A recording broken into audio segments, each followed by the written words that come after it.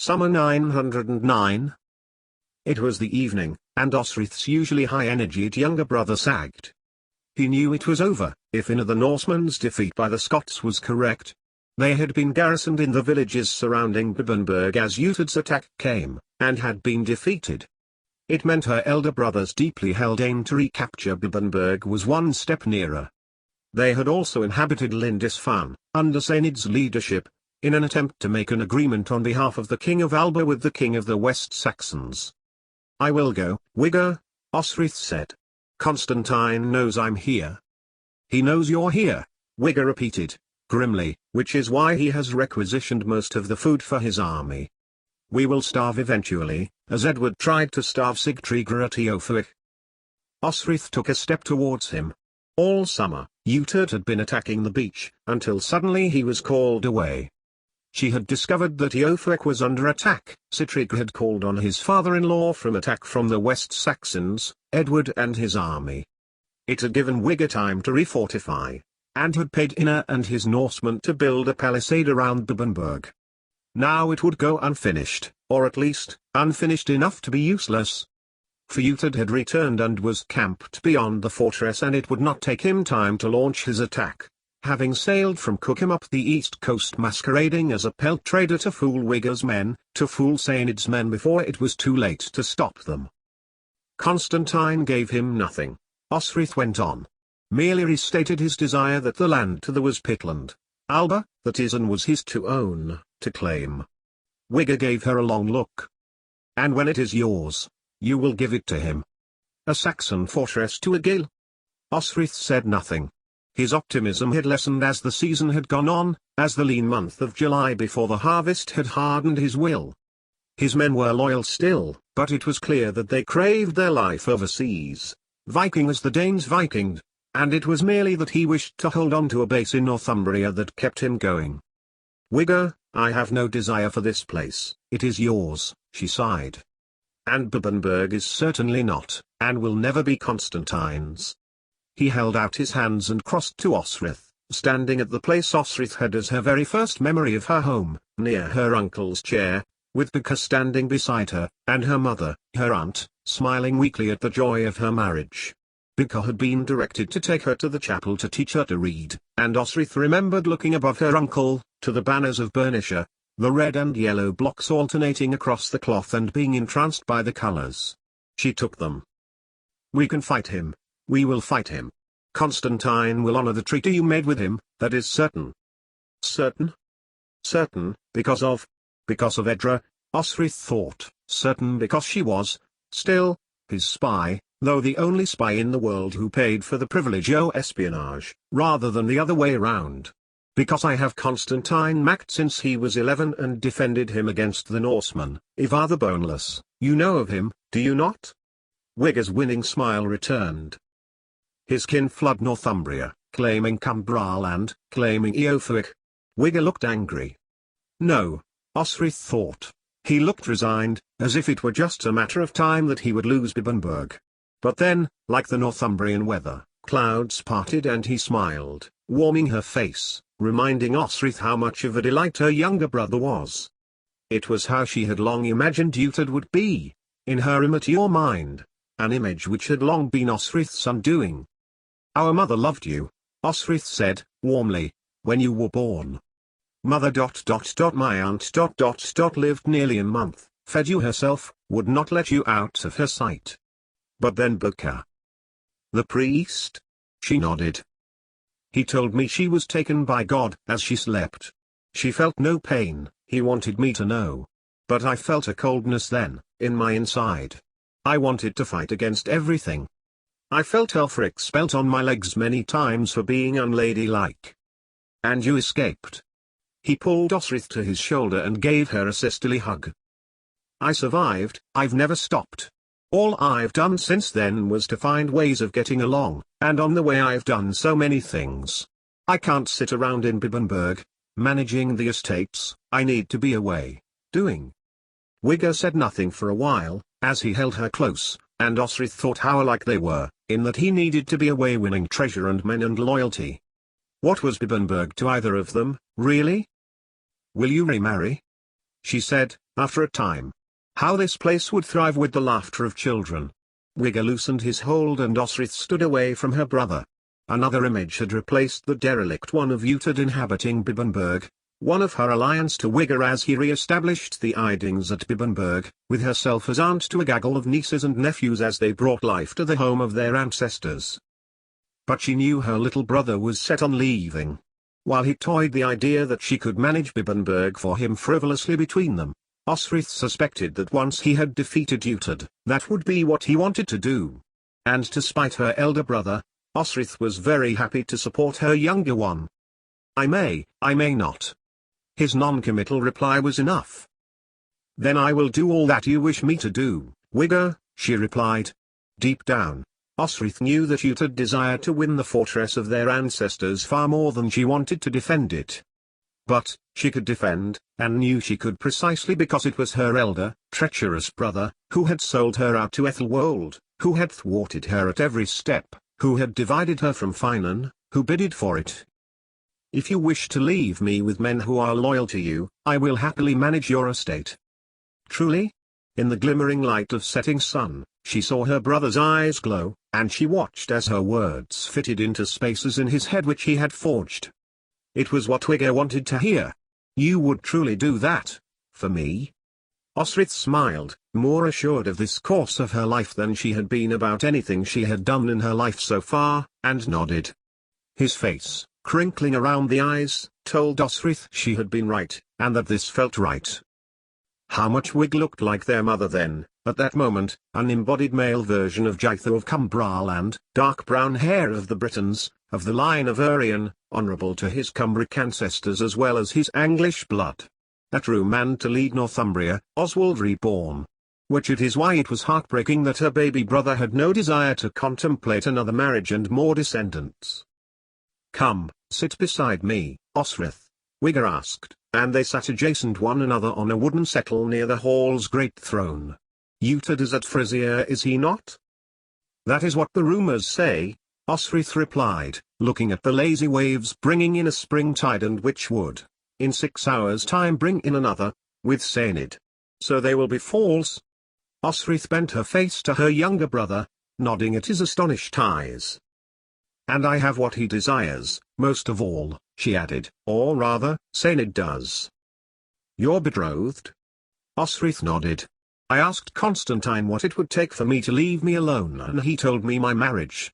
Wigger looked at her in astonishment. So, the only man I would ever consider. The head guard of the Scots army? He rescued me from the Norse when I was 12, as I had rescued Constantine. He was beside me when I wielded Feda sword on the battlefield, patched me up, treated me as an equal. Constantine has given us land to farm. Where? Wigger frowned, his eyebrows curling towards one another as he listened to his sister. Berwick. Claiming Lothian as Pictish, so therefore Scottish? Expecting Wigger to be angry, Osrith braced herself. But her brother did not shout at her. Instead, he shook his head, and smiled. Clever, he mused, shaking his head. Very clever. Land which he would claim, land which I would claim, land which the sea might claim. Wigger reached for her hand, and held it, affectionately. And you love him? Saenid? The Scots name sounded strange when Wigger said it. Aye, she replied, thinking in Gaelish. His name was of that king, Saenid MacAlpin, Constantine's grandfather. He is loyal and faithful, and has been for many years. He is probably in sight of your land there, Wigger pointed to Lindisfarne. And where does it say otherwise that Constantine owns it? Where does it say I do? It says so here. Osrith got to her feet. She had wanted to save the surprise until tomorrow, but now was a perfect time. In the light of the dying sun, she crossed the throne room to a curtain, behind which was a door. Wigger must have known all about it because his face betrayed no surprise. But, it altered in a flash when Osrith went through it, and pushed open an upper door, which opened above Wigger's chair. It was just big enough for Osrith to climb through even as an adult, and she threw down the bundle from this secret hiding place. It has taken her a lot of silver and a lot of guile to get them. Anything else you have up there? Wigger called as she tossed the bundle down to him into his hands. Like 100 weight of gold? I think you'll find this is worth more than gold, Osrith called, and Wigger unrolled a fine linen standard upon which a black wolf's head was embroidered. Beneath it, parchment. And on it, the declaration of inheritance of Bibbenberg, taken by Becker and kept safe by him, until the day he died, passed on to Hilt who has passed them on to Ethelfled. It had taken surprisingly little inducement for them to get into Osrith's position. What did my cousin, your brother, do to you? Wigger asked, shaking his head, knowing that his possession of these meant he, as the next Christian male of the line Ethelfrith, was the legal possessor of the place that had been the dream of Uhtred to the core, his driving force. Osrith skimmed her memory for frivolous conversation. He gave Ingolfrid to Osferth, she began. Alfred's bastard son. They live in Mercia now, near Momclister. And your own son was a member of the West Saxon army, last I heard. If he is not dead, he will have just invaded Eothwick with King Edward. Deprived me of a nephew and sister-in-law. She jumped from the upper door and landed heavily beside her brother, who was goggling at the documents. Though I cared for her, Ingolfrid was not one of my father's best decisions. She was the daughter of a Norse lord, Ivar's kin, he added, glancing away from the flickering flames of the peat fire to Osrith. It broke my father's heart, his kin taken from him. I think it was then I knew, after all of his harshness, all of his cruelty, what was I actually for? The wheel in a cog to get from him to my own children, no matter the way? A political match. Wigger shook his head, sadly. As would have happened to you, has Elfric given you over to Kjotun?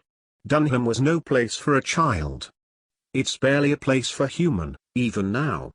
He put his arm around Osrith's shoulders. And yet Thyra survived. Barely.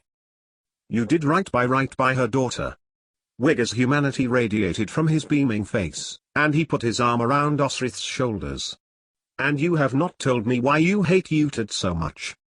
It is good that you think so, my little brother. I pay enough for her keep with Constantine.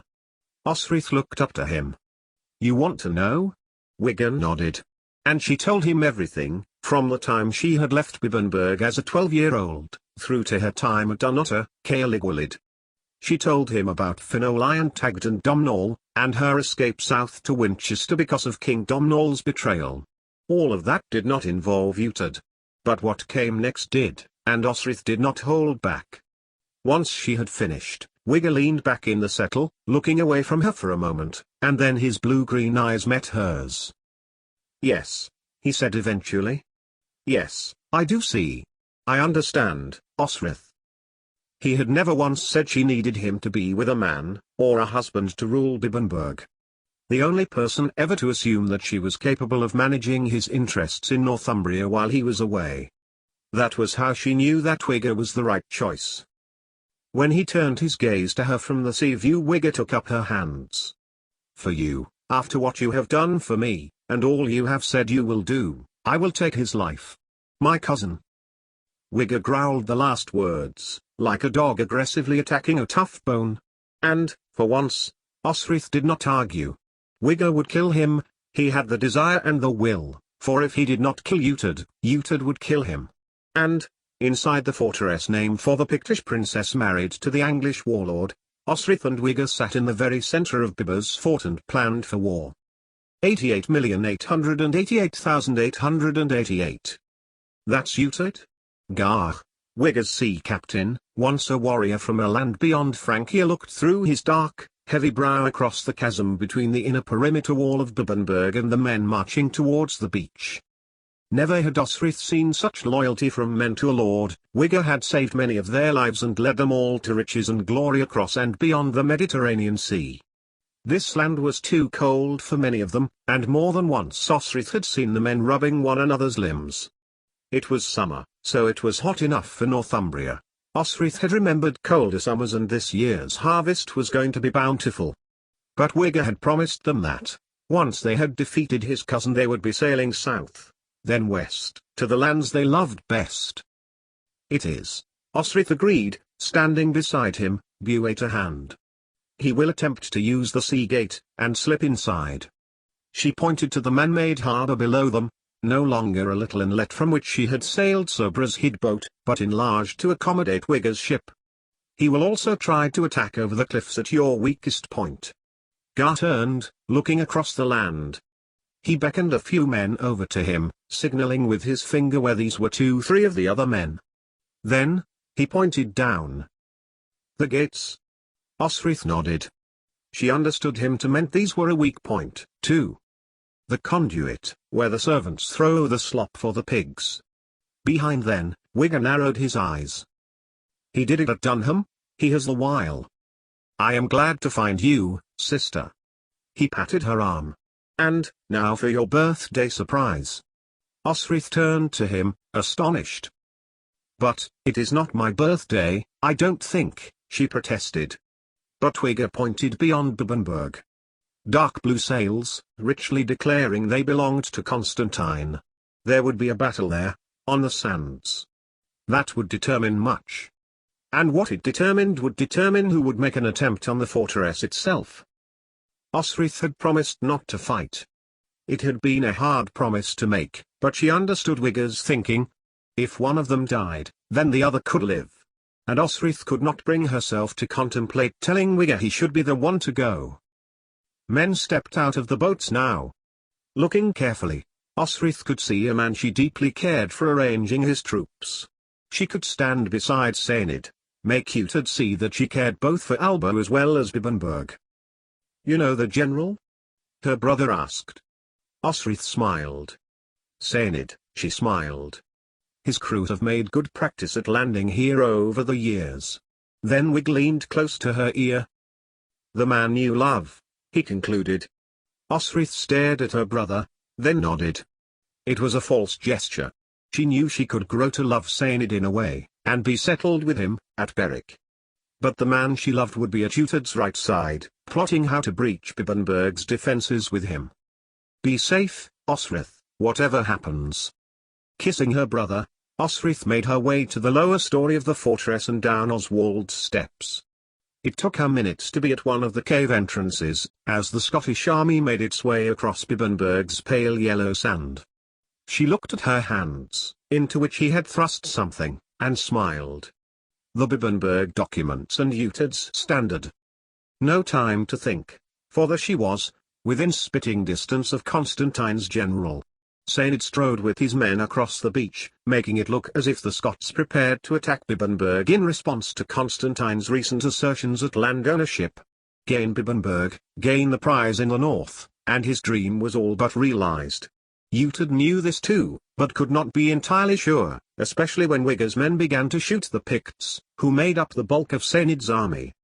One or two had seen Osrith now, and were making to pursue her, swords raised. But Saenid called them back, driving them to run forwards, not left, towards the cliffs. Whether Osrith did catch his eye, she never could tell, but she remembered him striding out towards the fortress, screaming the Gaelish yell that they all had learned. For the Picts were forgetting their Pictishness and were Gaelifying themselves according to Constantine's rights and honours. No dual kingdom status on the east coast of Alba, the Picts and Gaels thought as Scots and were now fighting as Scots, giving no quarter to the men of her younger brother, matching them stroke for stroke. She ran. Beyond the fortress a gully ran which, if she took it, carried on up towards an unnamed settlement by a little stream. Wigger had given money for a white horse to be kept there so that she could ride north when the time came. This time came. Osrith. She turned, her right foot on the cliff rock, not expecting to remove it and turn, as she did. Fine and the mighty stood before her. Osrith bore down onto the rocky path and began to climb. Don't go, please. But Osrith did. Not up the gully to her mare, but through it, and down into a small cove. Behind her, Osrith heard quickened footsteps. When they were well concealed from the battle behind them, Osrith turned to her once lover. When she could go no further, Osrith turned, and prepared to stare him down, and was taken aback at his appearance. Older, yes, much older than she remembered. Finan's hair was greying at the temples, though his hair was still waist-length, bound with a leather strap. His eyes were the same pale blue-grey like Constantine's. He was breathing heavily, and also fighting to control his breath. Osrith's rapid pulse slowed as she screwed up her left hand, and made a fist around Bue's hilt. He had every right to be angry with her, for leaving Winchester nearly 10 years before, without a word. Did he hate her so much, then? Was he for murdering her right then and there? The remembering of his hands upon her body made Osrith shiver, and she moved towards the gap in the rock, where the hot summer sun dived through, illuminating the yellow-white sand in the cave, throwing her bundle at the foot of an ancient stone which was also lit by the summer sun. "You left," Finan said, eventually. Osrith nodded. "Yes." "With a child?" "Yes." "To Alba." "To Alba," she agreed, standing as still as she could. And she would be away to Alba now, except that. It was Finan. She waited for him to say something, but it was tears not words which left him, flowing down his cheeks. Finan ran to her and, before Osrith could even attempt to stop him, he took her into his arms, holding her tightly to him. "God in heaven, Osrith, I have missed ye so much." And then he kissed her, mouth pressing so hard to hers that Osrith wondered whether they were bruised, tears reaching her mouth and onto her own face. She didn't care. She loved Finan of Ireland, and would give anything for him to be by her side until the end of time. He tangled his fingers into her hair, and Osrith held onto him tightly until her muscles ached. When he had finally finished kissing, her face, her neck, her hair, he drew her to him, Osrith's head against Finan's shoulder. "I too, Finan more," she whispered, which only began him kissing her again. But then she broke away, treading the soft sand to the wide sun-gapped fissure. Finan made to follow, but Osrith held up a hand of warning. "Please. Come no further." The look on his face was heartbreaking, and Osrith felt a lurch of pity in her stomach. "What is this place?" he asked. When King Oswy turned to the Roman Church, there still were adherents to the Irish Church, Osrith began. She pushed a pile of sand away from a stone block which was lit up by the shard of summer sunlight. They kept in secret, they corresponded with Kells, Doia, Armaka. Osrith looked through the gap. But that was nearly 200 years ago, and it is no longer used. I used to come in here when I was a child, for peace. "I can see why," Finan nodded. "I am here with Utad." "I know. And you are here. You are for your brother, then?" "I am."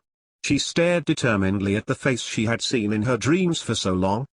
Then God's love upon, but Osrith rushed to him, and placed a finger to his mouth. "Not that brother. He is treating with Constantine for access to the lands, in exchange for support here." "The Scots are to have Bibbenburg? With Wigger?" Finan sounded aghast. But, of course, he had been beside Utad for so many years that to think another way was clearly too hard for him. "Why not?" Osrith deliberately misled. "I am for independence of the North from West Saxon ambitions, not unity. Edward invaded Eofric, did he not? With the Scots." Finan shook his head in disbelief.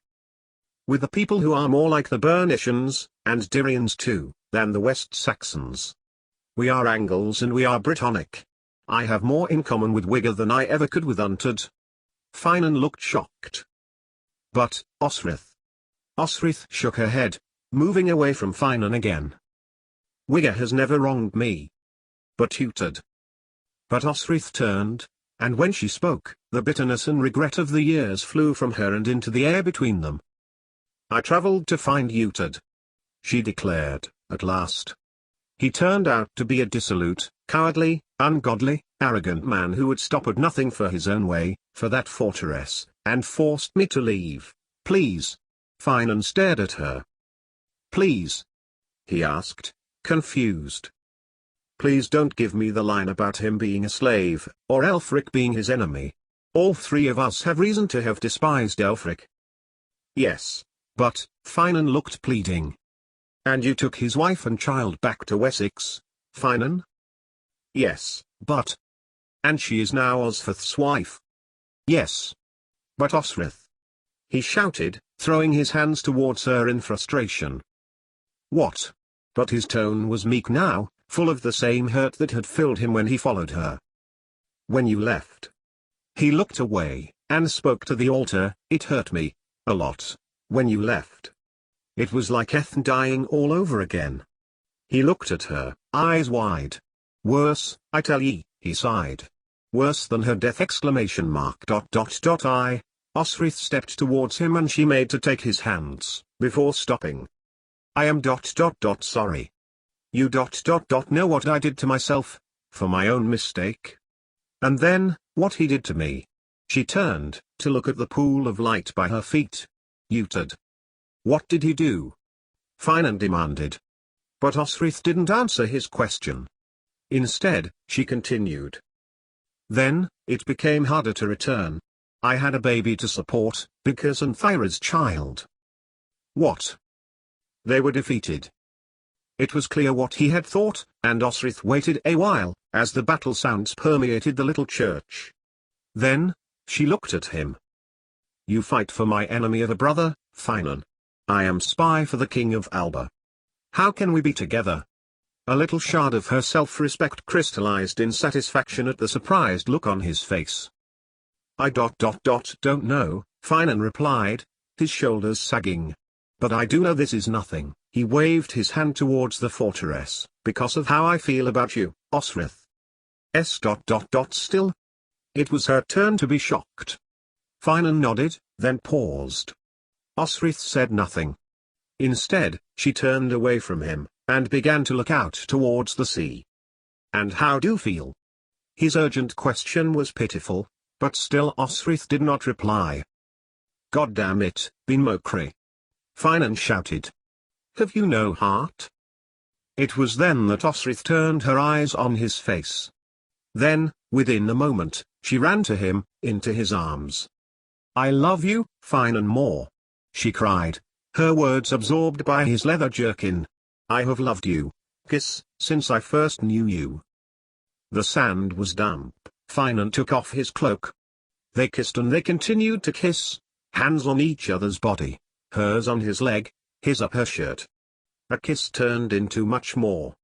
Even after all the years that had passed, memory of touch and caress and love were remembered, and their bodies fervently remembered for them.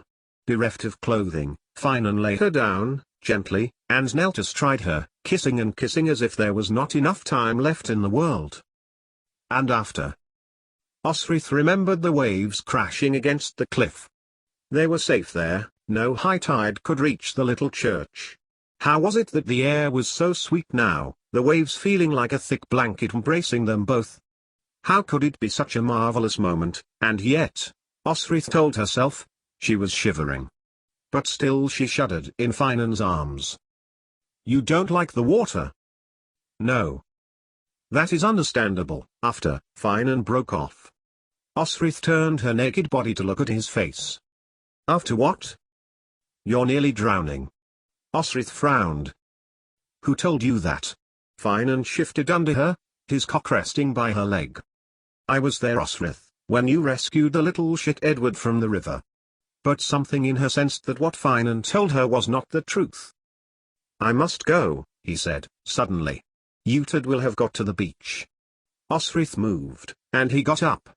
But, before he could dress, she flung herself on him again, nestling her head to his chest. Will I see you again?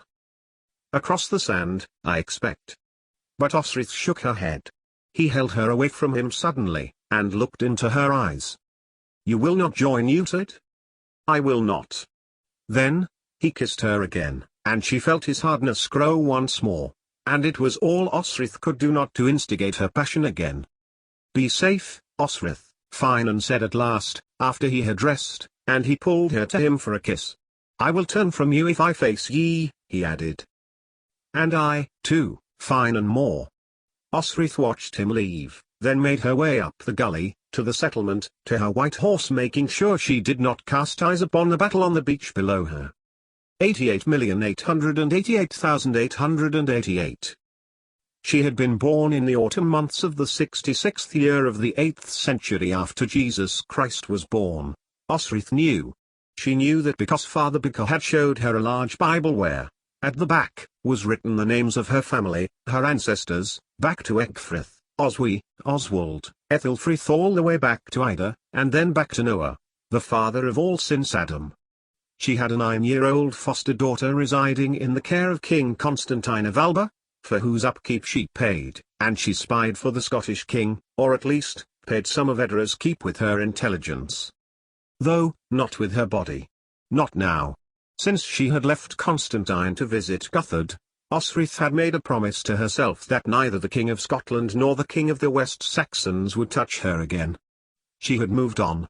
That she was riding inexpertly, Osric had never got the hang of horses, towards Lothian, once Bernician lands, was merely a detail. Osric would be free of them all, including her brother. That meant Twigger would have to win. She would know, Osric told herself, when a message came from Bibbenberg. One way or the other, one of her brothers would be lord of her former home and she would return, either in triumph or in war. She had enough money now to not be reliant on either of them, and enough strength still to fight in battle. Yet, her heart knew what the outcome would be, and even if she were to shout it from Bibbenberg's high cliffs, saving many hundreds of men's lives, it would do no good. Uted's will to own the fortress which had been all their homes once, far exceeded the will of Wigger to prevent him. Osric knew she would just have to be patient, something she was never very good at. On collecting the horse from Bibbenberg's tenants, she rode the handsome white mare following the coast. The yells and screams of battle rose from the strand line. Do not look.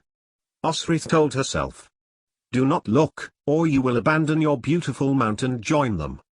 So she thought of Edra, her willful daughter, who could speak 5 languages and whose firm friend was Constantine's second son, Uldub, who was as dark as his father and astute as his mother. He would marry her, should his father consent. Mary had given Constantine many children, but only 2 boys. And Constantine had been careful enough since with Selarch, having had to hand him over as hostage to Uted many years before. Neither lady from Irion lived, now. Not Era, nor Mary. Nor even Ethne, Flansinna's first wife, and Finan's, shaken off and enslaved so he could marry Malmuia, Constantine's aunt. Gormlith did live, and, Osric's heart was tender as she thought of this. Little Neil Glundube, little Grubby Knees, had married her through pity at her plight. She had moved round Ireland from one marriage to another, before arriving at Doia practically a beggar. Even after telling Neil she was unable to bear children, he still took her as his wife to protect her. That kind boy she remembered, who saved beetles and insects, even when they were a bit too squashed to really have a chance of living, had grown to be a kind-hearted man. Oh, how she wished she could see Domhnall again, return with him to the Ui Neil's territory and see Neil once more. A clash of metalware made Osric jump, but she dragged her eyes to the horizon. Throwing the reins down towards her horse's neck, the white mare started a little, then cantered a little on a downward slope. Owain was on his way to meet Constantine when Osric had left. His son, Dyfnwyl, had been sent to Dunnottar to form an alliance. Osric suspected the content. Constantine would wish an alliance of armies in exchange for Cumbraland and their natural lands. And onwards, past the screams and the roars in the beach. To the little cave she had discovered when she was young, following the older boy into it, the boy who would later become the fair-haired warrior who had become her masturbatory fantasy. Osric was younger then, and it was the first time she had slipped down from the castle to explore. She had asked the boy how it was he had got in, beyond the sea harbour, and he had told her she had to swim down and under a rock, then re-emerge at the other side. Osric had panicked a little. But the boy had held her hand and brought her up into the secret Irish church.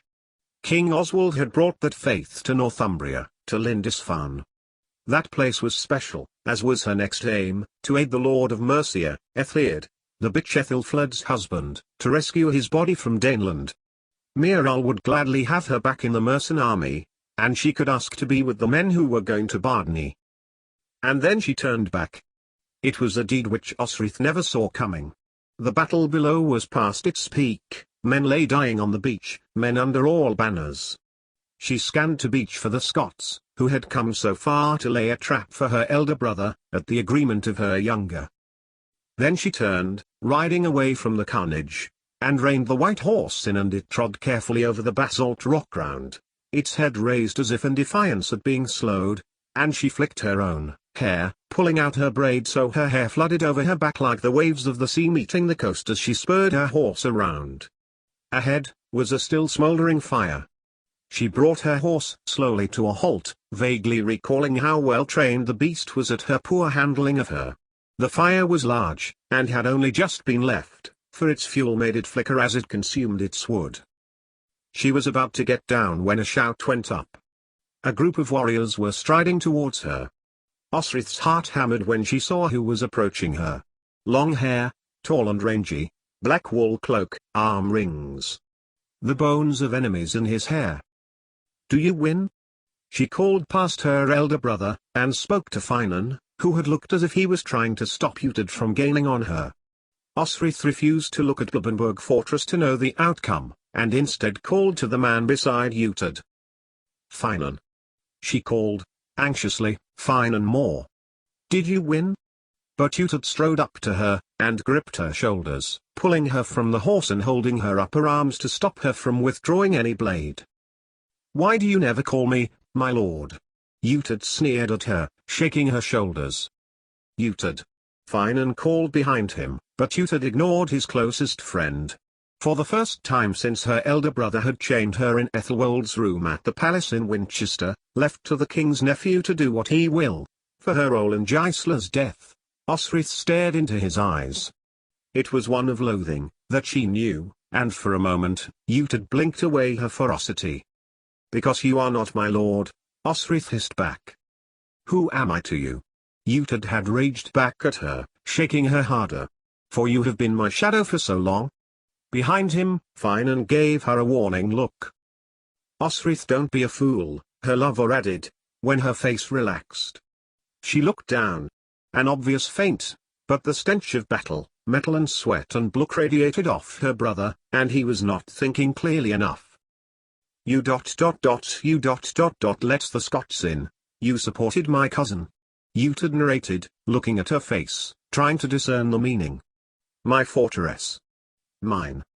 Osrith looked back to him, her face hot with anger and embarrassment, but she managed to grin terribly. "Why?" he added, eventually. There was another part of Uhtred's mind working now, too, one which recognized Osrith's looks, reminding him of the only mother he had known, Jitha, the woman who had him baptized again by Buka so that God would know him, not as Osbert, but by his new name, of Uhtred. What does the king of the Scots gain by this? A Christian king of Northumbria, as Wessex, Mercia, East Anglia, Wales and Alba all have a Christian king. "And you did this?" Uhtred demanded, rage biling pressure in his head. "Me?" Osrith made herself sound innocent. "You gave them information. Uhtred broke off. He was staring at Osrith's thigh, which she had begun to expose with her free hand to the day's light for all its ugliness. The flaying, from her hip to her knee, about 12 inches long and 6 wide, was enough to take the words from Uhtred's mouth. It had taken a long time for the skin to heal, and when it had, it was ugly and bumpy and raised, a dark red scar replacing the flesh Ethelwold had skinned from her. Then, Osrith pulled up her breeches. "Did you think that what you did to me in Winchester would go unpunished?" she asked, feeling his grip weaken on her arms, and she wrenched herself from him as rage filled her stomach. "Blood means little to you. The blood of Ida Flamebearer means little to you except the fortress." I stood there, at Giefering, looking at the line of the Saxons. For what? And then was she free, free of her brother, free of her anger, free of his hold on any part of her. So it was a great satisfaction for Osrith to land her knee into his balls. There was an audible groan from the 3 warriors who had followed their lord. I killed Ethelwold. He staggered from the pain in his testes. "For Brida," she hissed back. "You killed Ethelwold for Brida, for Agna. That's whose blood you worship." Osrith backed away as Uhtred staggered towards her, the pain in his grin causing him to stagger then fall to his knees while she mounted the white horse, which had been waiting sedately for her, and began to ride away. "Where was your loyalty to your own blood then?" she shouted, silently, at him. No looking back, Osrith told herself, for she could imagine Finan's face. If she had have done, Osrith knew she would have got back off and flown to him. Bitch! He managed to shout, stumbling after her. Beside him, Finan and Sihik took one arm each and helped him up. And she took her chance. Utad would take Bibbenberg, this was certain, but he would be without the legitimacy that she carried within her jerkin. Wiget had given them to her, trusted her with them. Trusted that she knew what to do with them. Utad of Benbenberg, who should really think before he acts. Osrith's laugh was a false one, designed to taunt him, and she pretended to look over her shoulder. Her brother gave a groan shout as he watched the parchments which declared his legitimate claim to the fortress curl into ashy nothingness as Osrith tore at them, throwing them to the fire. And, too, no one would ever know who owned Berwick now, either, or where Bernicia finished and where Pitland began. No other document existed, and when she returned to Constantine, when Senid returned, she would be able to start her new life under her terms. Documents were power, Alfred had taught her that. Another weapon in her armory. Then, pulling herself up onto the white horse, she beat the mare's reins against her neck, and began a charge over the fine grassed land. Utad of nothingness! Osrith shouted over her shoulder. Utad of Ethelflaed's cunt!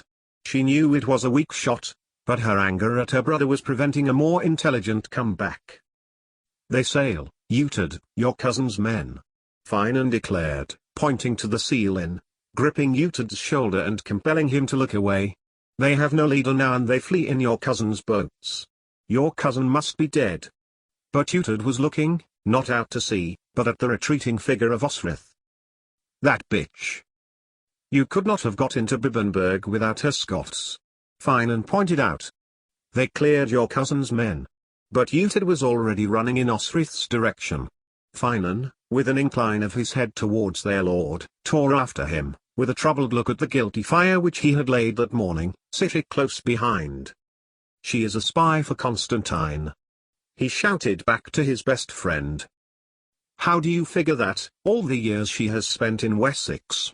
Utad turned to his friend as Finan watched his woman flee, fair hair stained with gold, like the summer sun on a still, clear lake, hair down to her waist, face defiant.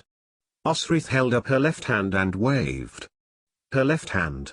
Finan knew the scar on her palm, so many times he had kissed it. It had been one of the last things she had told him about, before she had disappeared.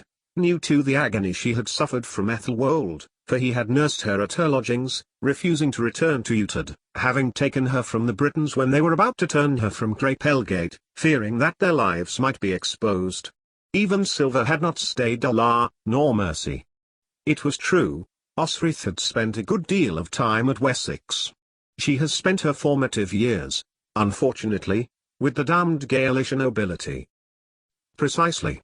Utad tore past Finan to Sihrik and then across to his son, who was still carrying one of the crossbows that he had won from one of the now dead Wiggers men, demanding the young warrior hand over the arrows. As he got one in the string, Utad was pressed to the floor as Finan flung himself onto his lord. Why? Utad demanded, as Osrith's figure diminished to a distance where no weapon would be of any use now. Finan wrestled the bow from his hands and threw it away, where it smashed on the cliff rocks and tumbled, splintered, onto the sand. Why? She is your sister Utad. Finan panted, staring as madly at his friend as Utad was staring at him. Silence enveloped them for a while, as Osrith's form continued to diminish towards the horizon. My sister. The words took some time to register in his mind, and still it took Utad longer to understand quite what his friend was telling him. Yes, Finan nodded, staring in the direction Osrith had gone. And I love her, he sighed, almost too quietly to hear, watching Osrith's hair, like a sheet of gold, flowing behind her in her wake. God forgive me, Utad, I love her.